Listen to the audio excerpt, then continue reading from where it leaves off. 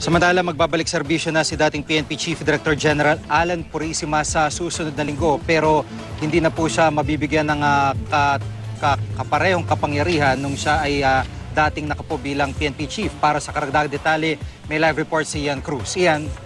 Yes, Jiggy, sa June 10 na babalik sa active duty status si resigned PNP Chief Director General Alan Purisima. Ito'y makarang matapos nga ang 6 na buwang preventive suspension ay pinatol sa kanya at iba pang police officials kaugnay sa umano'y maanumalyang kontrata sa Warefast, kumpanya nakakuha ng kontrata para mag-deliver ng firearm license cards noong 2011.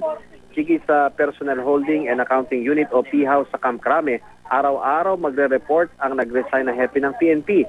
Dahil babalik na nga sa active duty status, matatanggap na rin ni Purisima ang kanyang sweldo bilang pulis, pero dahil nga resign na ay hindi na niya magagamit ang Office of the Chief PNP at ang White House, yung official residence ng PNP Chief.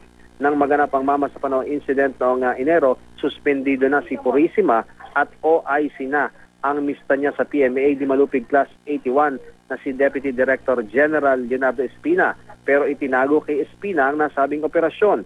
Hindi pa rin daw pwedeng mag-avail ng non-duty status si Purisima dahil ginagawa lang yung NDS karaniwan sa mga pulis na 3 buwan na lamang bago magretiro.